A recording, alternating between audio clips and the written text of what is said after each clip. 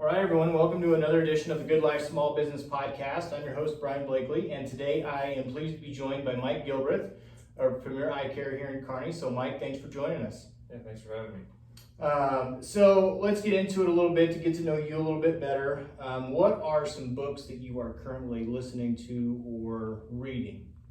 I'm reading one of Dave Ramsey's books. Okay. I think it's Retired Inspired is the name of it. Okay. I've read pretty much all of his books, so Yeah. kind of follow Dave Ramsey. So Yep. if you know anything about that. Yeah. So podcasts, kind of boring. I listen to a couple eye podcasts. Yeah. And then a couple comedy podcasts, I guess. What are the eye podcasts like? Are they eye doctors or are they? Yeah, so the two I listen to, well, one's an eye doctor.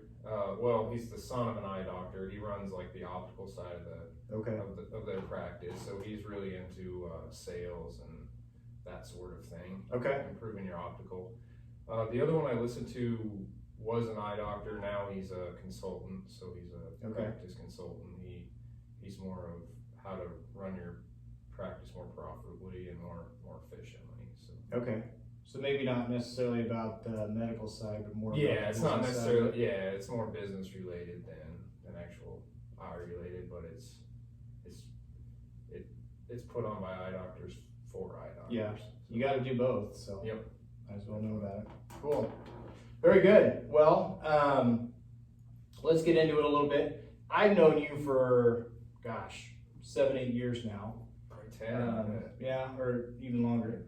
And so I know about your story, but I think you've got a really unique and interesting story, and so I'm excited to be able to let other people know about it. So just kind of give us, go as far back as you want to, but tell us about the journey of Premier Eye Care, how you got started, wanted to be an eye doctor, and just kind of lead us up to today. Sure. Well, growing up, there's kind of two things that led me to be an eye doctor. One is my sister. She's got kind of an eye condition, so she was told pretty early that she'd never be able to drive. And just quick Google searches, I saw just different opportunities for people with eye issues that were able to drive. And I'm not sure why her eye doctors told her that she would never be able to drive, but that was kind of my main driving force was getting her that ability to become more independent. The state of Nebraska is great with people with eye conditions. Like there's different opportunities to drive just during the day, just at night, with different telescope type deals. So that was probably the main thing that got me thinking that way. Okay. The other thing was when I was a junior in high school, I got a pretty bad eye infection. Okay. So bad that I missed 2 weeks of school. Like I couldn't open my eye. Like it was terrible. All I did all day was just lay with my head like in the couch or in my pillow and just try to sleep. It was so painful, so light sensitive. And we had to go to the eye doctor every day.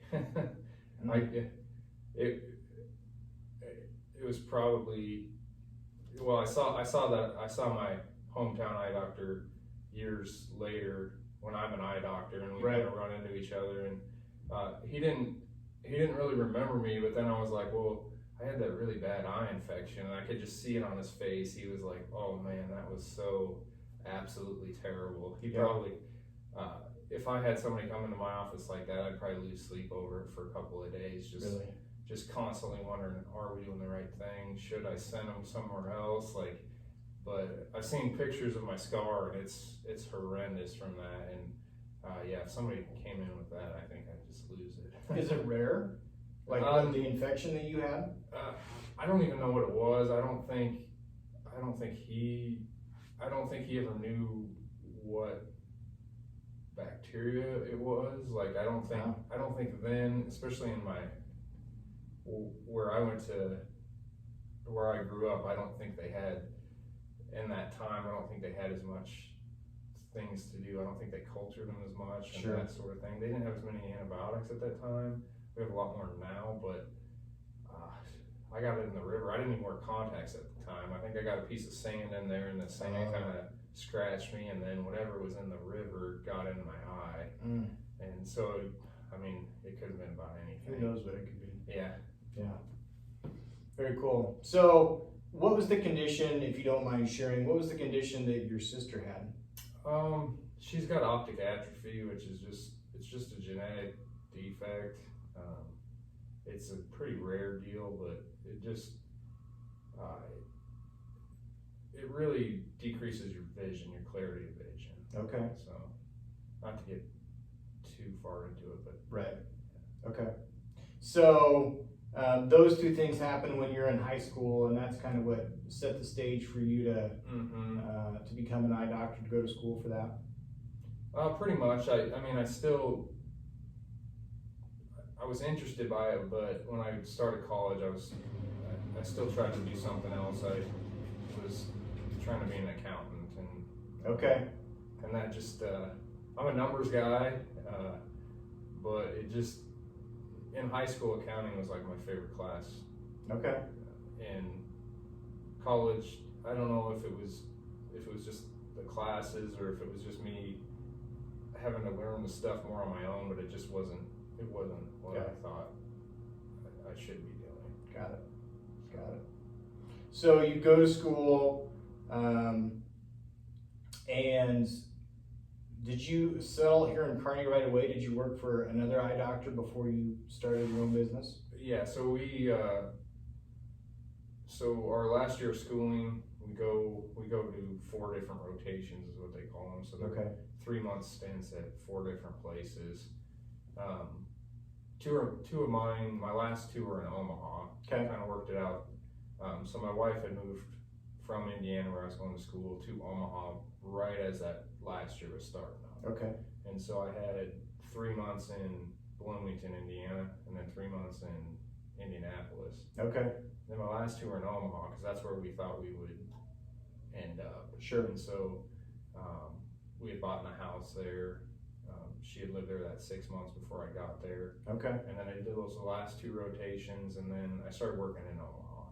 And so I worked at a Target Optical for about 6 months. Okay. And that one, I was a leaseholder, so basically all I got paid was for the exam fees. Okay. So if I showed up and I saw 30 people, it was a great day. Right. Which never happened. Right. Or if I showed up and I had 1 or 2 patients, I might have not hardly made anything. Which was more typical, probably. Yeah. And so, bad part about that one was the doctor they had before just kind of abandoned the practice a few times. Like, she would show up and be super busy, and she just didn't want to work that hard, and so she would just walk out. Oh. And so I didn't know, and they didn't tell me that optical didn't really have a great reputation. So I walked in, signed this lease, thought they showed me numbers from other places in Omaha, and I thought it was going to be a great deal, and it wasn't. No. So yeah, I worked there for about 6 months, and then I got approached by another company that offered me a good salary. But yeah, they worked me to the bone. Yeah. So I worked there for 18 months, and that was the exact opposite. Instead of having 1 or 2 patients, I had about 45 a day. Wow. And so, yeah, that was too much. So yeah. So you're trying to find a nice balance in between. Yeah. So that last place I worked where we were really busy, it was more just giving people their prescriptions and getting them out of there. It wasn't so much caring for their eyes or anything like that. It was just selling glasses. Yeah. Just how many patients can you run through a day and that sort of thing. Got it. So how'd you end up in Kearney? I went to undergrad here. My grandma lived here for a long time. My mom's from Axtell, so not too far away. Yeah, Kearney's always been kind of home, even though I've only lived here these last 10 years. Sure. And before that, I've only lived in Kearney about 4 or 5 years, but it's always this area has always felt like home. Sure. Very cool. So, what's your favorite part of being a small business owner? The flexibility, I would say. Yeah. So the main reason I left the last place in Omaha, 1 was they were just working me to the bone, but 2, I could see when you have kids that probably wouldn't be the best place to work. Sure. So there I was working 5 days a week. I had Sunday and Wednesday off.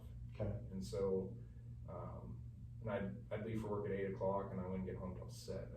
And so we had just had my oldest, my boy, and I could just see that when he got into sports, when he got into activities, that there was just gonna be no way that I was gonna be there. Yeah.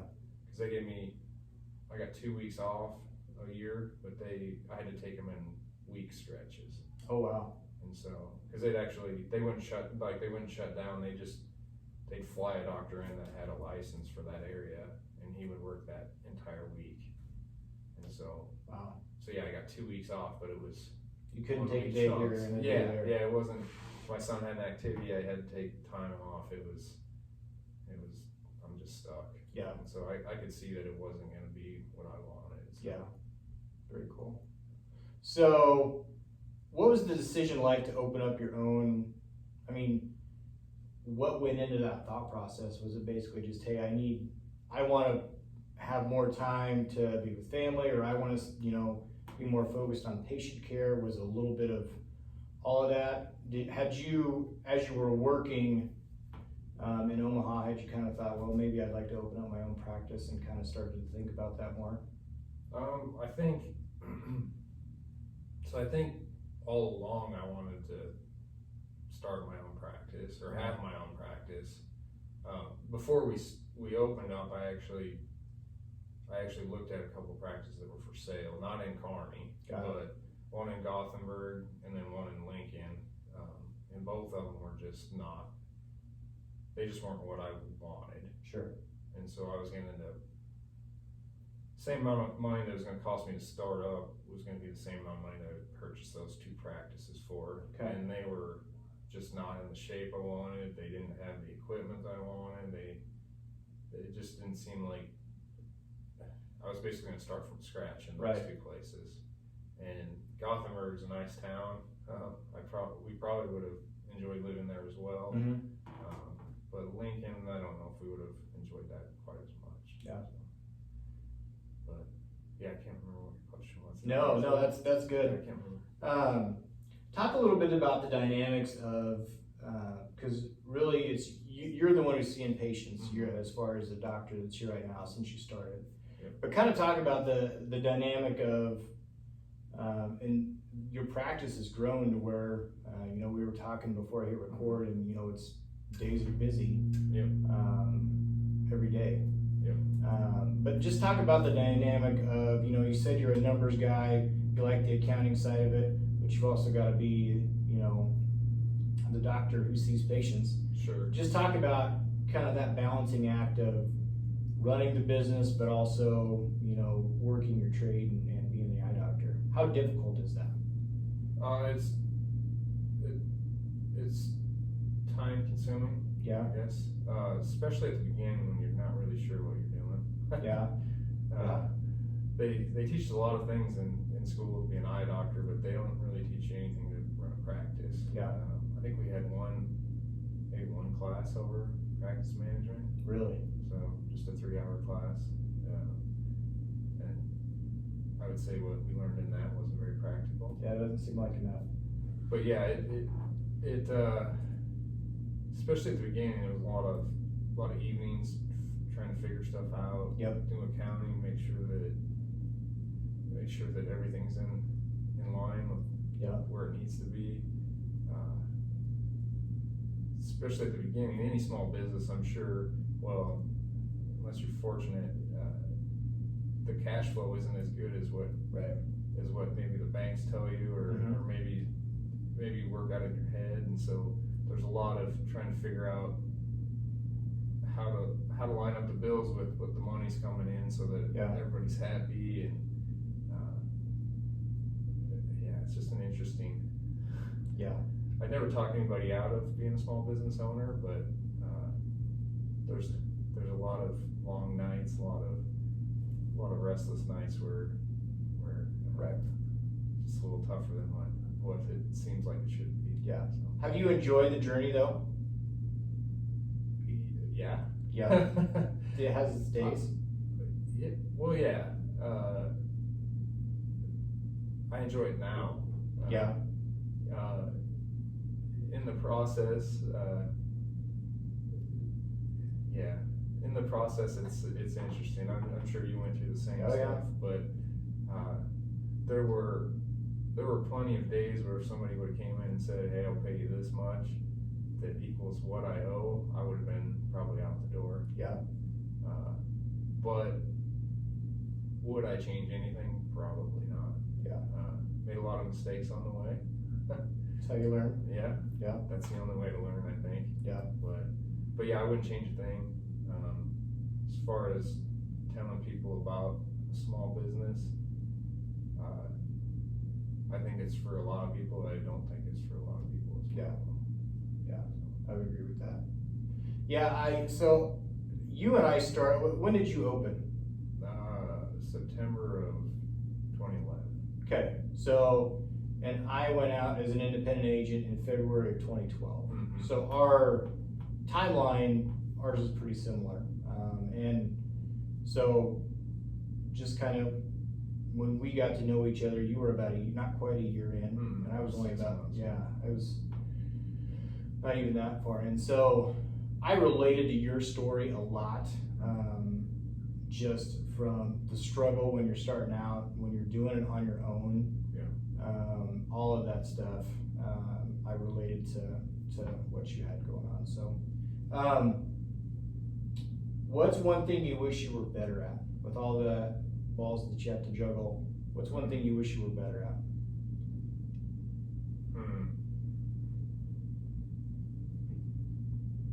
I don't know. Sales, probably. Yeah.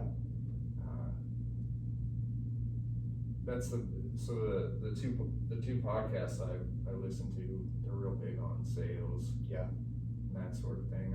I'm just not a pushy person. I don't. I wish I could probably be better at sales. Yeah. Your focus is more patient care. Like that's what you. Yeah, taking care of the patient, providing what the patient came in for, what they want. Right. So some of those podcasts are really pushing like selling sunglasses to everybody and putting everything possible on a pair of glasses that you can give them. And that's not really the way we do things here. We're just more of, we'll explain quite a few of those things and offer those things, but we're just here for the patient, providing what they want. Yeah. And I think that's something that as a business owner, you hear things that maybe other people are doing, other people in your industry, or just whatever it may be. And there is that pressure to do something that maybe is not what you're comfortable with, or maybe what you want to do. I'm sure you felt that pressure too, of, maybe being more pushy as far as sales and things like that. Ultimately, you've either got to be okay with not doing that part of it, or maybe bring someone in who that's more of their strength, and delegate that. So I think a lot of small business owners feel that pressure. So talk about COVID a little bit. We're over a year out. Last year was pretty crazy, but just talk about how things developed and kind of what things looked like for your office here. Oh man, yeah, that was an interesting time. It was hard. The hardest thing about COVID was just not knowing. It was just kind of the uncertainty of what was going to happen with, was the whole city and state and the whole country just going to get shut down? Yeah. So there was kind of that fight going on in my head between, are they going to shut us down? Should I shut down myself? That sort of thing. Everybody has a different opinion on COVID. There's a big spectrum on everybody's opinion on was it the flu or was it the plague? And especially at the beginning, it was hard to know. you could listen to one national speaker and it was on one side, you could listen to a different one, it was on the other. Yep. So it was just hard to know what to do. I was gonna plan on staying open as long as I could. Yep. Just a random day when one of the ladies that works for me basically told me that we're the only place open still in Kearney. And at that point, there was only 3 cases in the county, I think, at that point. And so I'm just like, if we shut down now, how long are we gonna shut down for? And then the time we plan on opening, are we gonna get shut down then? Mm-hmm. And so then I'm just like, what to do? I don't want to be the only one open, and like, worst case scenario goes through your head that like they start pinpointing that this is the place that people are coming into, and we're just passing it around basically. And so then every other place was shut down. I was like, oh, we're just gonna shut down. Yeah. And so we called all the patients scheduled for the next day and said, well, we're shut down. We don't know when we're gonna open back up. Mm-hmm. And so we were closed for 5 weeks, I think it was. Was that the hardest part, just not knowing how long you were going to be closed? I think the worst part was, especially at the beginning of those 5 weeks, knowing that we were going to close down for 5 or 6 weeks, and then not knowing what was going to be at the end of that. Mm-hmm. And so, that was probably the uncertainty was the worst, and then just finding something to do. Yeah. I mean, I've been out of school for 12 years now, and that was the first time I've taken probably more than 4 or 5 days off in a row. Yeah. And so just finding stuff to do. I mean, I still came up here and worked. Sure. Which is, I should have probably taken more time off, but we retooled our inventory, we retooled that sort of thing. We just figured out how to do things differently. Probably stuff you would have never taken the time to do if... Yeah, stuff that was in the back of your mind, like, hey, we need to figure out a different way to do this or that, but then you just, the next patient's here and you just move on, and then a week or 2 later you're like, I should start to think about that. Right. And if I was gonna do it, it was gonna be on a weekend. Yeah. So. Yeah, because there was really nothing you could do. I mean, you maybe could have done sales online, but other than that, I mean, you have to have people in here to be able to run your business. And we could have done online. I mean, I know some places were, I mean, the one thing that I contemplated doing was just calling patients that were contacts and just be like, hey, how are your contacts doing? Yeah. Are you running low? Do we need to order them? Things like that. But people were still calling with contact orders, and we were still ordering contacts. So, that's probably the worst thing about COVID now is that just like the supply chain is so much slower, and so people get frustrated just because our contacts take longer to come in, our glasses take longer to come in, and it's just kind of a nightmare right now. Is it getting any better? A little bit. Sometimes. It goes through spurts. Yeah. Yeah. So it goes through spurts. Yeah. Yeah. Well, I think that with small businesses, the reason that I asked that question is to focus on just how flexible you can. And I don't know, March, April, May, is that a busy time for you? As far as March and April, or May, June are slower times. Okay. So like last year, we shut down, I think it was like March 23rd or something like that. It was like a Thursday, end of March.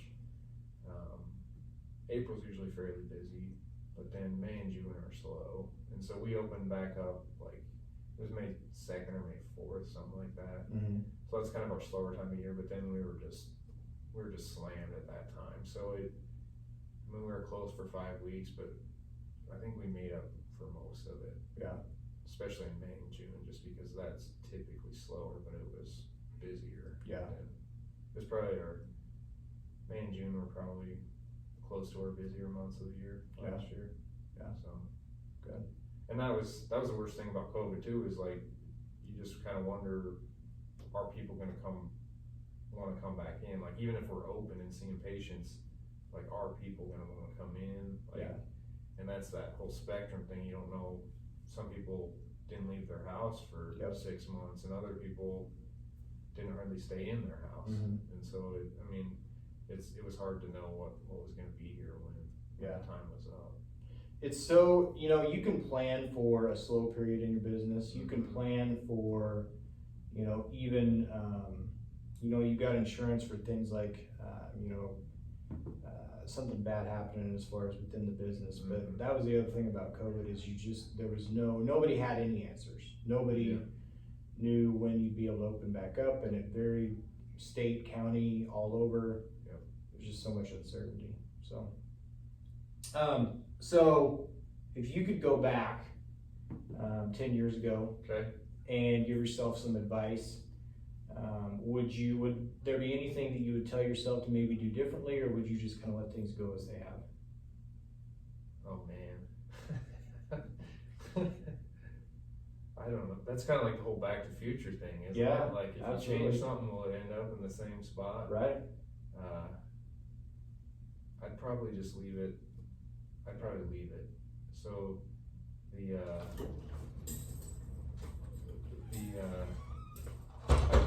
I'd probably give myself the old dad talk. Yeah. And my dad did give me that talk a few times when I was running my business, especially in the tough times. Yeah.